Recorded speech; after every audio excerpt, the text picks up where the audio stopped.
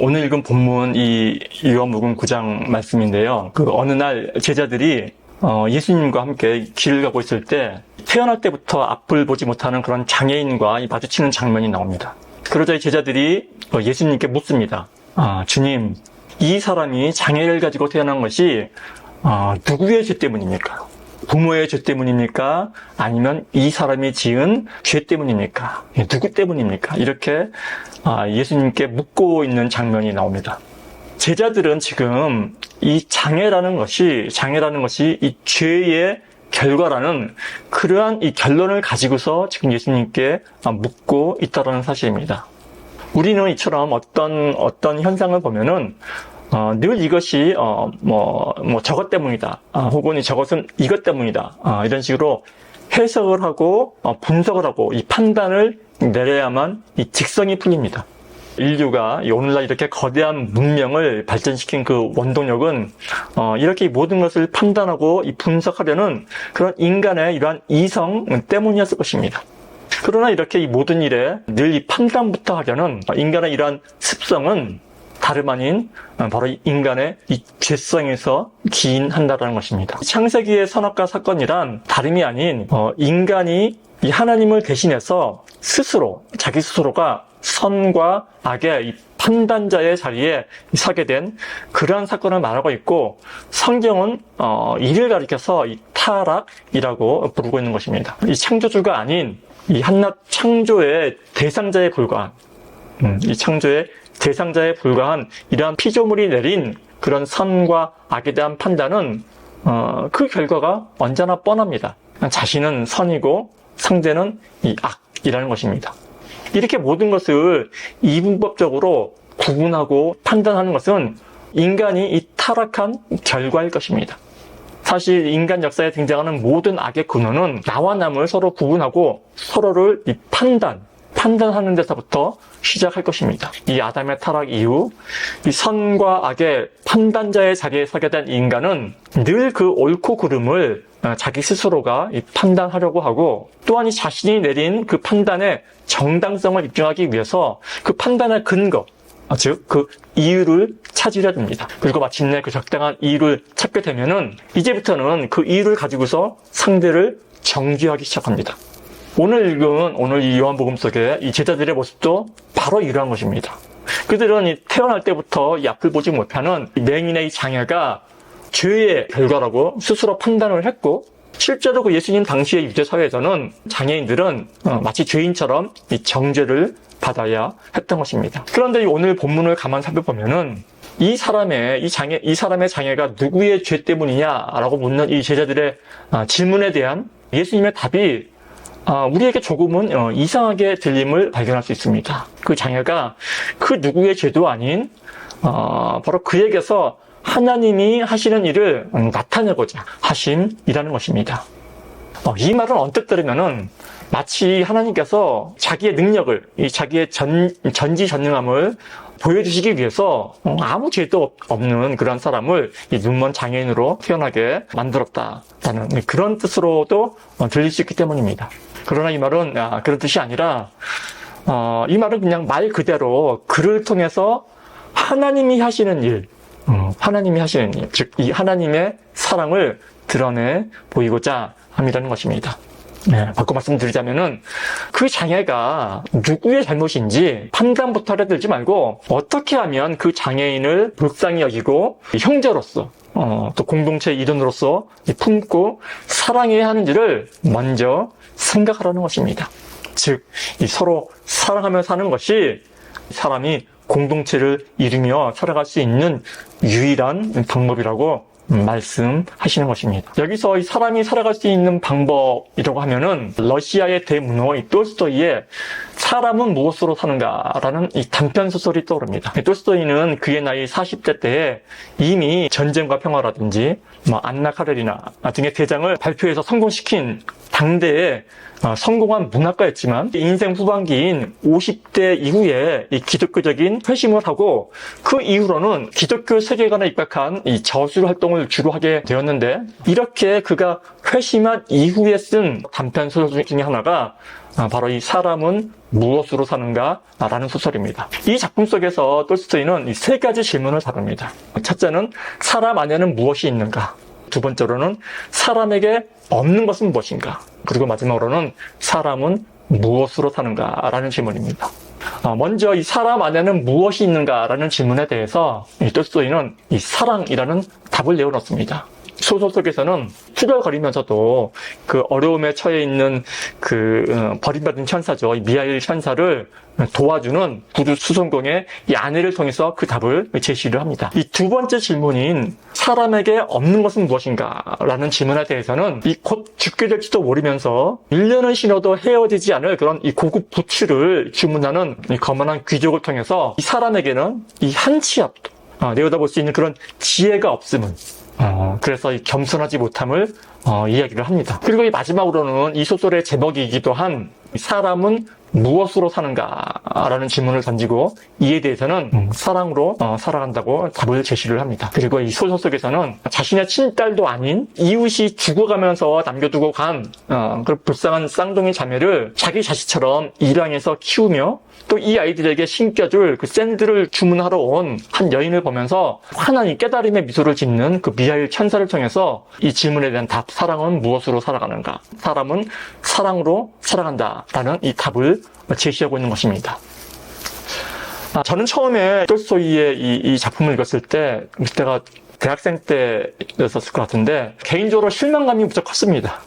왜냐하면 익히 들어온 그 톨스토이의 명성과 그리고 사람은 무엇으로 사는가, 사람은 과연 무엇으로 사는가라는 이 제목이 주는 그 묵직함에 잔뜩 기대를 가지고서 읽어보았는데, 이 제 기대와는 달리 너무나도 뻔한 사랑으로 살아간다라는 너무나도 뻔한 결말에 실망감이 컸던 것입니다. 그러나 제가 이 나이가 들어서 더군다나 이제 목사가 되어서 기독교적인 가치관을 가지고서 다시 한번 살펴보니 그리고 이 톨스토이가 이 소설을 기독교적인 가치관을 가지고 난 이후에 소설을 썼다라는 그 사실을 알게 되고 난 이후에 그러고 난 다음에 이 소설을 다시 한번 읽어보고 감명을 받은 그런 기억이 있습니다.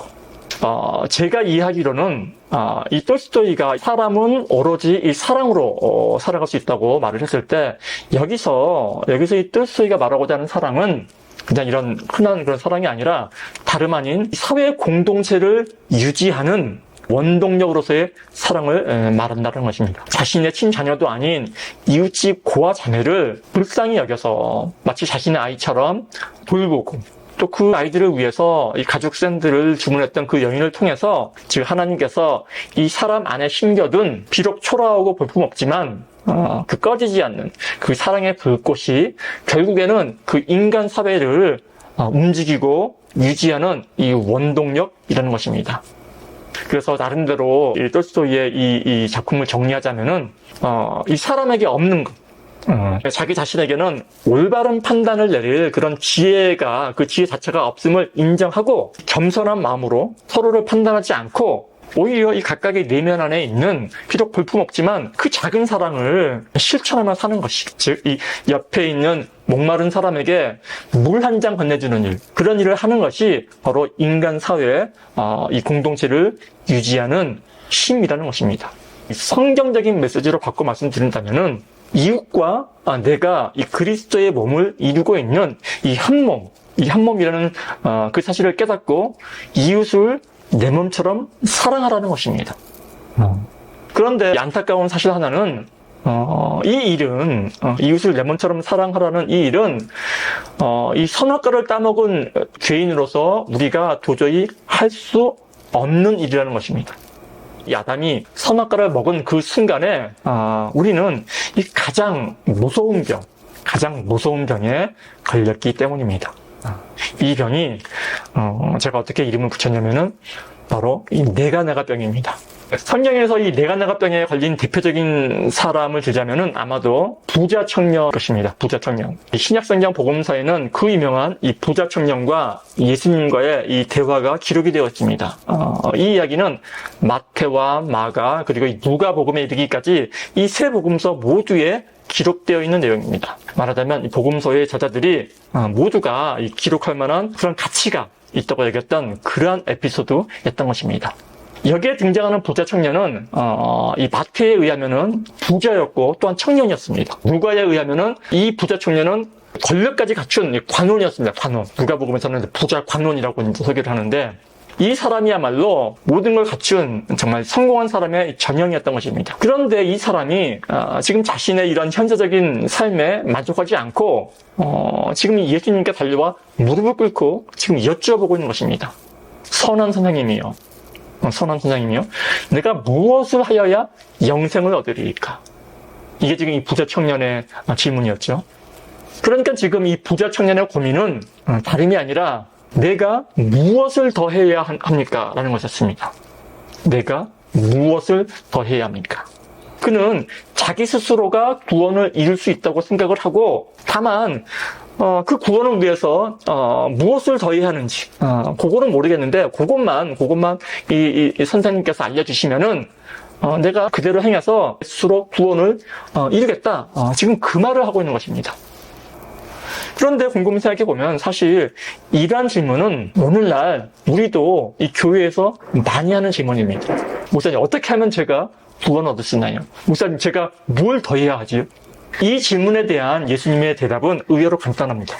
그저 율법에 쓰여진 대로 가서 행하라는 것입니다. 그뿐이었습니다.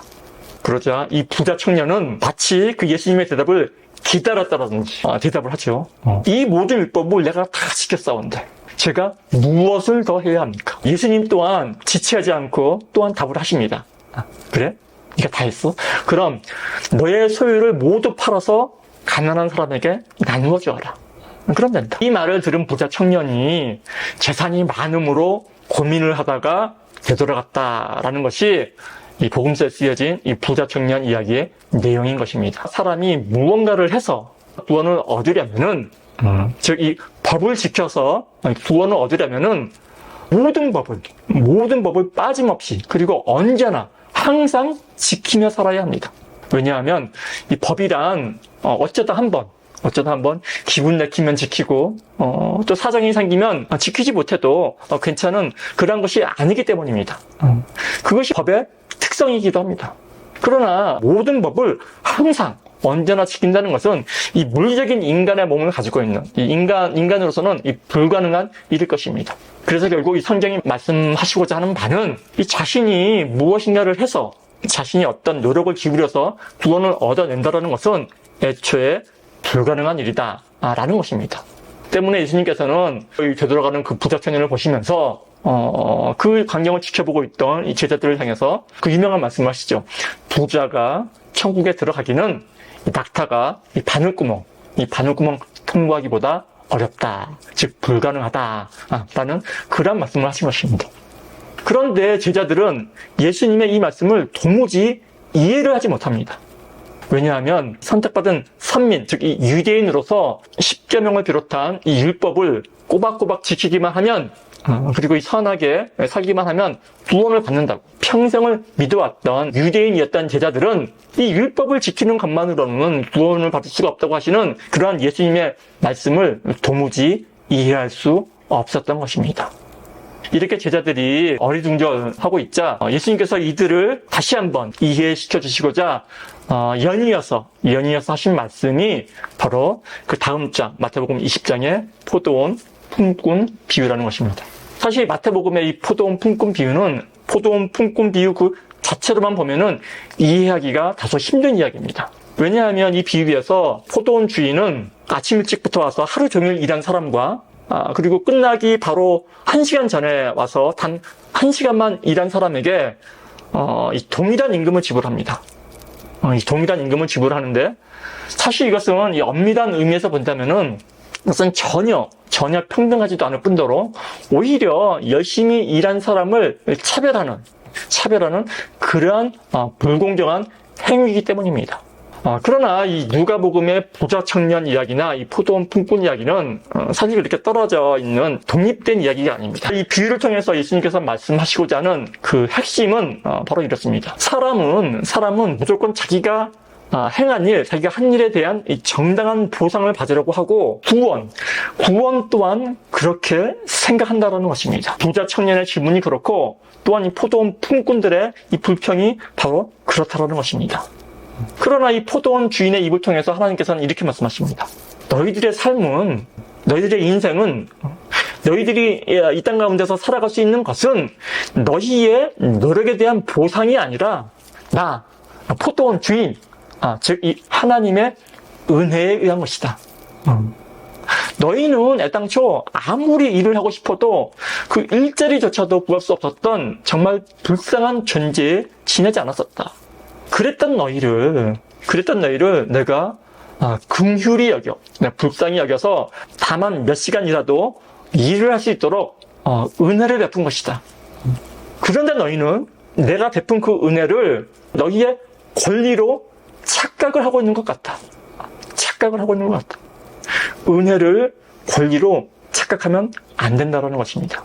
배려를 해준 것을 마치 자신의 당연한 권리로 여긴다면은 그것이야말로 파렴치한 행위고 죄를 짓는 것이라는 말씀입니다. 그러니까 이 비유의 말씀을 통해서 예수님께서 우리에게 전하시고자 하는 바는 이 기독교에서 말하는 구원이란 내가 행한 일에 대한 보상, 그 보상을 받는 것이 아니라 전적으로 우리의 처지를 살피시는 하나님의 은혜, 하나님의 사랑에 의한 것이라는 것입니다. 영국에서 한창 이 산업혁명이 일어나고 이 산업혁명과 아울러서 이 자본주의 경제체제가 이제 막 일어나고 있을 때 그때 영국에 존 러스킨이라는 학자가 있었습니다. 이 러스킨은 당시에 그 유명한 애담 스미스라든지 리카도 같은 그런 이 자본주의 경제학자들이 그 명성을 떨치던 그 시기에 특이한 제목의 책이죠. 이 마지막에 온 이 사람에게도 이게 번역되어서 서점에도 있는 책인데 이 마지막에 온 이 사람에게도라는 책을 쓴 사람입니다. 이 책은 그 약육강식, 마치 정글과도 같은 그런 이 자본주의 체제 속에서 이 방금 말씀드린 이 마태복음의 포도원 비유를 들어서 그 이웃들과 함께하는 이 연약한 자들과 함께하는 삶의 중요성을 강조하는 그러한 내용입니다. 이 포도원에 가장 나중에 온 이 사람에게도 함께할 가족이 있고 또 먹고 살아야 할 그런 인생이 있다라는, 즉 이 아무리 변변치 않은 그런 약자라 할지라도 이 행복해야 할 이유가 있다라는 그러한 주장을 한 것입니다. 사람들은 이러한 내용을 두고서 이 러스킨을 진보주의, 사회주의 경제학자 이렇게 평가하기도 하는데, 그러나 이 존 러스킨은 사회주의자도 아니고 더군다나 경제학자도 아니었습니다. 러스킨은 이 경제학자로보다는 그림을 그리는 화가로서 또는 다양한 저술을 남긴 그런 문학가, 작가로서 더욱더 유명했던 사람입니다. 더욱이 그가 인용했던 이 마태복음의 포도원 비유는 사회주의니 자본주의니 하는 그런 인간이 고안해낸 그런 사상 체계와는 전혀 관련도 없고 또한 전혀 다릅니다. 이 사회주의니 공산주의니 자본주의니 하는 것들은 오로지 이 사람이 물질을 어떻게 소유할 것인가, 사람이 물질을 어떤 방식으로 소유할 것인가에 그 초점이 맞춰져 있습니다. 어떻게 해야 진정 많은 사람들이 조금이라도 이 억울함을 덜 느끼고 공평하게, 이 평등하게 세상의 부를 함께 나누어 가질 것인가에 그 초점을 맞추고 있다는 것입니다. 그러나 예수님의 비유는 그 초점이 물질의 분배와 그로 인한 인간의 행복에 있지를 않습니다. 포도원 품꾼 비유에서도 그 초점은 오로지 하나님의 은혜에 맞추어져 있습니다. 왜냐하면 진정한 인간의 행복은 물질적인 풍요로움에 있는 것이 아니라 바로 이 하나님과의 올바른 관계에 있기 때문입니다. 이 하나님의 은혜를 기억하는 것, 그리고 하나님의 그 사랑에 감사하는 마음으로 사는 것이 그 무엇보다도 중요하다는 것입니다.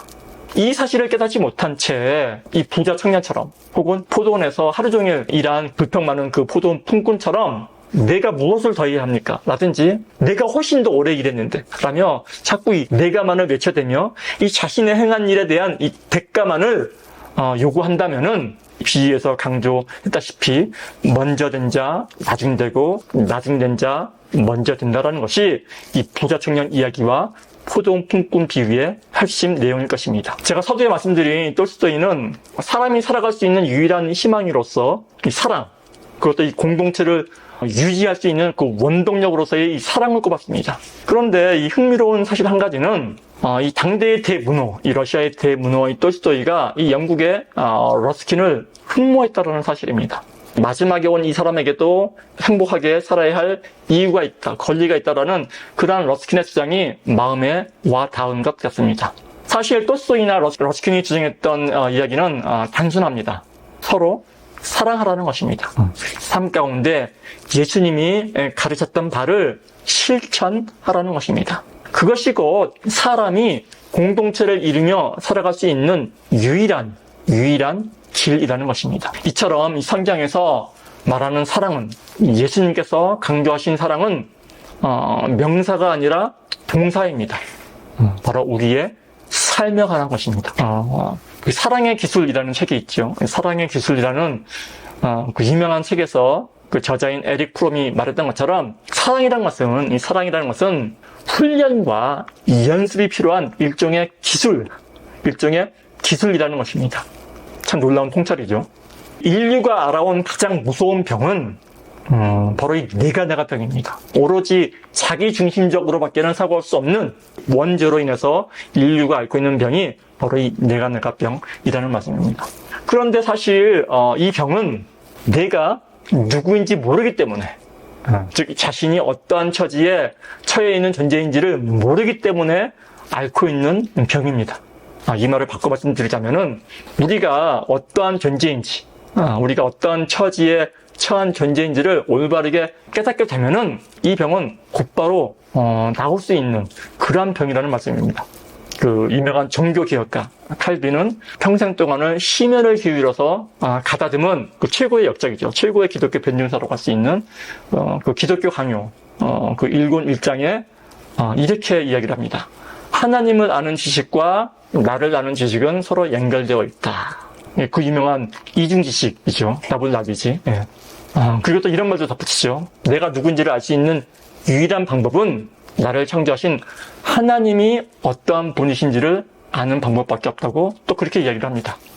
그리고 그 하나님이 어떠한 분이신지는 오로지 성경에만 기록이 되어 있습니다.